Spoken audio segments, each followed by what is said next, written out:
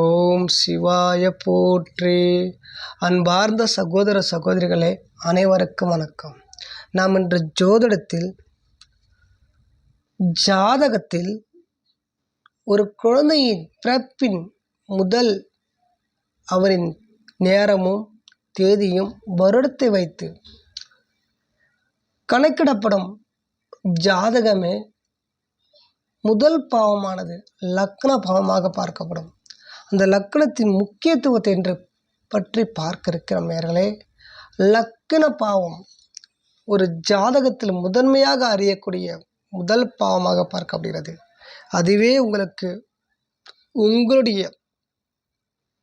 வளர்ச்சியும் உங்களுடைய வருங்காலத்தையும் உங்களுடைய எதிர்காலத்தையும் நீங்கள் வாழ்க்கையில் வளமான செழிப்பான வாழ்க்கையை வாழ்வீர்களா, வளமின்றி உங்கள் வாழ்க்கையில் எதிர்பார்க்காத சிக்கல்களையும் எதிர்பார்க்காத கஷ்டங்களையும் துன்பங்களையும் அனுபவிக்க பிறந்தவர்களா என்று உங்களுடைய வாழ்க்கையை தீர்மானிக்கும் ஒரு முதல் பாவமாக பார்க்கப்படும் லக்ன பாவமாக அறியப்படுகிறது. அப்படிப்பட்ட லக்ன பாவம் வாழ்க்கையின் அடிப்படை தசையும் உங்களுக்கு யோகமான தசையா யோகமற்ற திசையா என்று ஆகியவற்றை காட்டும் ஒரு மையப்புள்ளியாக அந்த லக்ன பாவத்தை பற்றி பார்க்க இருக்கிறோம் நேயர்களே. மையப்புள்ளி என்பது அந்த லக்னத்தின் முதல் பாவம். உடலும் மற்றும் தோற்றமும் மற்றும் உடல் அமைப்பும் மற்றும் முக அமைப்பும் ஒருவரின் உடல் நலமும் உயிர் சக்தியும் ஆகியவற்றை குறிக்கிறது உங்களுடைய முதல் பாவம் லக்ன பாவமாக பார்க்கப்படுகிறது. ராசி என்பது உயிராகவும் சூரிய பகவான் என்பது ஆத்ம கரணம் என்ற ஜாதகத்தில் அறியப்படுகிறது. சந்திர பகவான் மனசுக்கு சூரிய கிரகமாக பார்க்கப்படுகிறது. அப்படிப்பட்ட இந்த லக்ன பாவம் உங்களின் ஜாதகத்தில் முதல் பாவம் வலுவாக இருந்தால் நீங்கள் படிப்படியாக ஒரு காலகட்டத்தில் நீங்கள் முன்னேறுவது உறுதி. வலு இழந்து இருந்தால் நீங்கள் பல துன்பங்களை பல கஷ்டங்களையும் அனுபவிப்பது உறுதி. பிறந்த நேரத்தின் அடையாளம் பிறந்த கணக்கில் கிழக்கு திசையில் உதித்த ராசியே உங்கள் லக்னமாக பார்க்கப்படும். அதனால் அது ஜாதகத்தின் ஆரம்ப புள்ளியாக பார்க்கப்படும். நேயர்களே, 12 பாவங்கள் லக்னத்திலிருந்து கணக்கிடுங்கள். நாம் குறிப்பிட்டுள்ளோம் பாருங்கள். மேஷ லக்னமும் சிம்ம லக்னமும் தனுசு லக்னமும் ஏன் இந்த திரிகோண அமைப்பில் குறிப்பிட்டுள்ளோம் என்றால் நன்றாக கவனித்துக் கொள்ளுங்கள் நேயர்களே. மேஷ லக்னம் சரராசி மேஷ லக்னமாக இந்த 4 லக்னமும் சரராசியாக பார்க்கப்படும். ஸ்திரராசி இந்த 4 லக்னமும் ஸ்திரராசியாக பார்க்கப்படும். உபயராசி இந்த 4 கோணத்தில் இருக்கும் ராசிகளும் உபயராசி.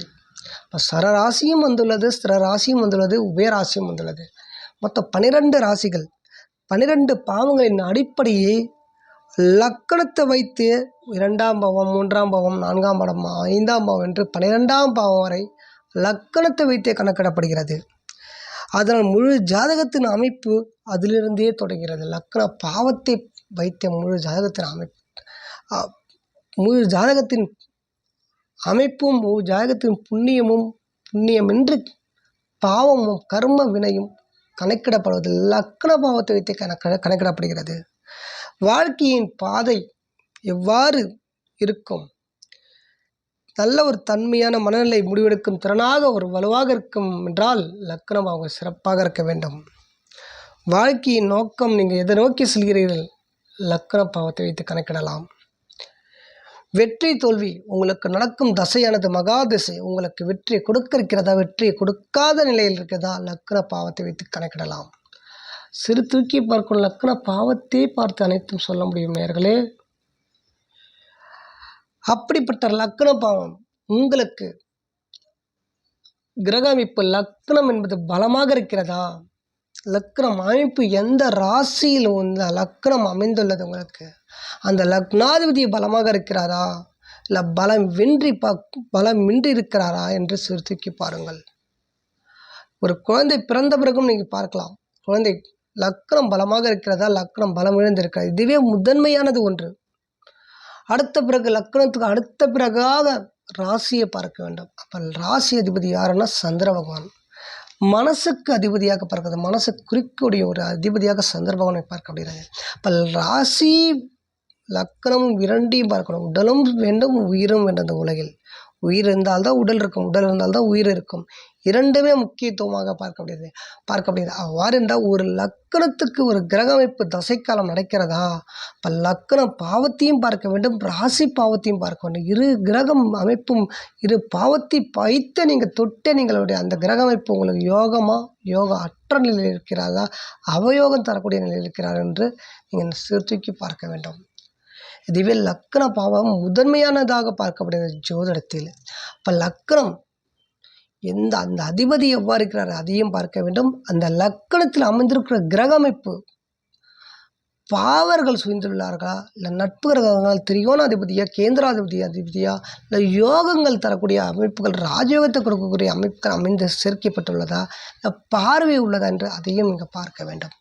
அவ்வாறு இல்லாமல் தீய கிரகங்கள் சுயப்பட்டுள்ளதா, இல்லை தீய கிரகங்களால் பார்வையில் பாதிக்கப்பட்டுள்ளதா, ராகு கேதோட பின்னப்பட்டிருக்கிறதா, தோஷங்கள் நிறைந்திருக்கிறதா லக்கணத்தில், அவ்வாறு நீங்கள் லக்ன பாவத்தை முறையாக கணக்கிட வேண்டும். லக்கணம் அமைந்திருக்குள்ள நட்சத்திரத்தையும் நீங்கள் பார்க்க வேண்டும். நேர்களே நன்றாக கவனித்துக் கொள்ளலாம். லக்கணம் நான் குறிப்பிட்ட மேஷ லக்கணம் நீங்கள் பிறந்துள்ளீர்கள் என்றால் மேஷ லக்கணத்தில் எந்த நட்சத்திரத்தில் நீங்கள் பிறந்துள்ளீர்கள், அப்போ லக்கணம் பாவம் எந்த நட்சத்திரத்தில் விழுந்துள்ளது?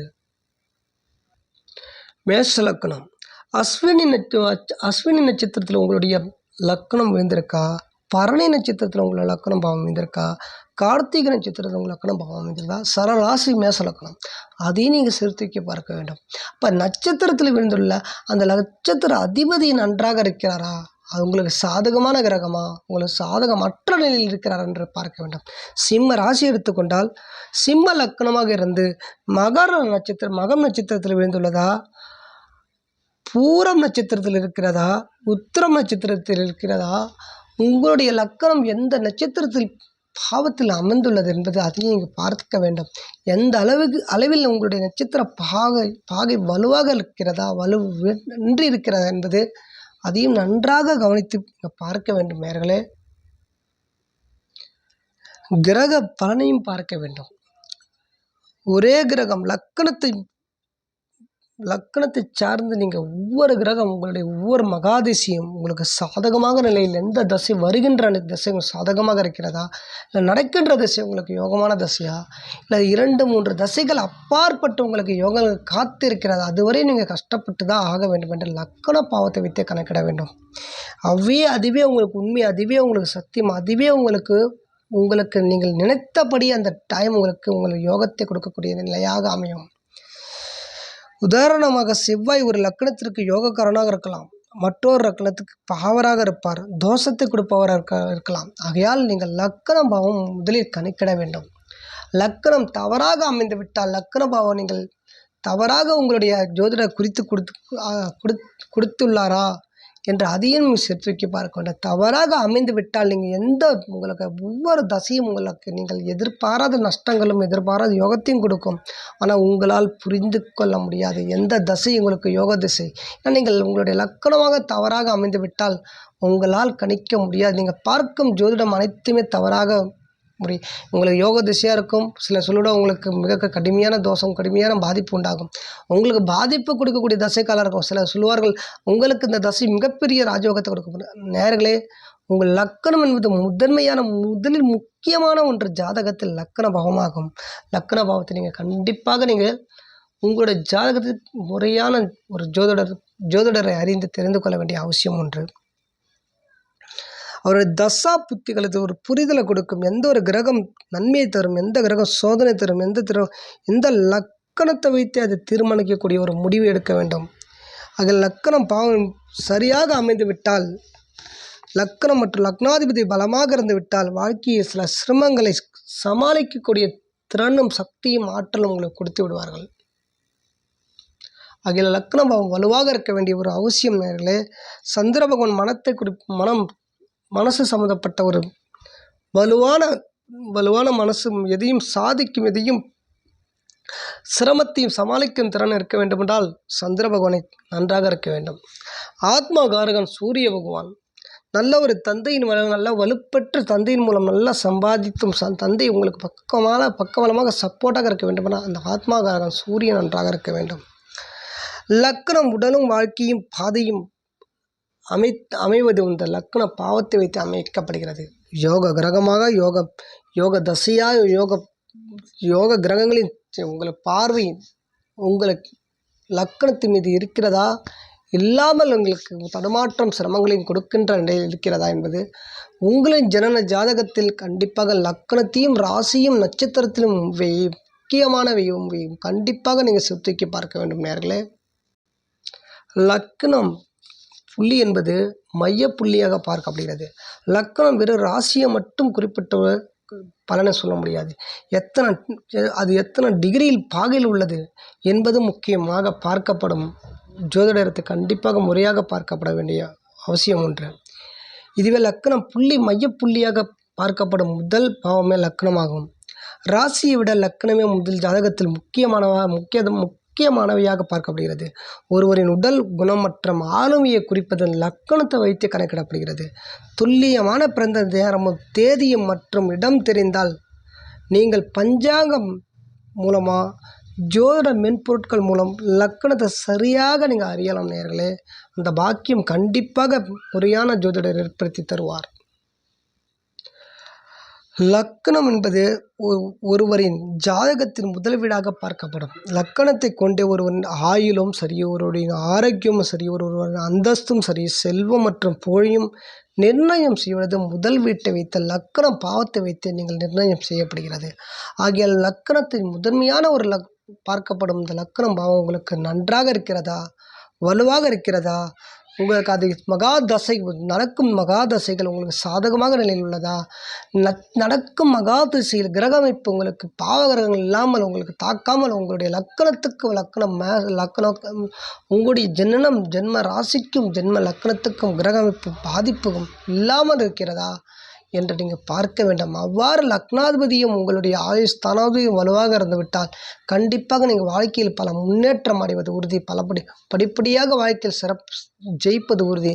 பல முன்னேற்றம் அடைந்து நீங்கள் உங்களுடைய லக்னம் வலுவாக இருக்கும் பட்சத்தில் கண்டிப்பாக நீங்கள் இந்த உலகில் நீங்கள் ஜெயிக்க பிறந்துள்ளீர்கள். அதுவே உண்மை.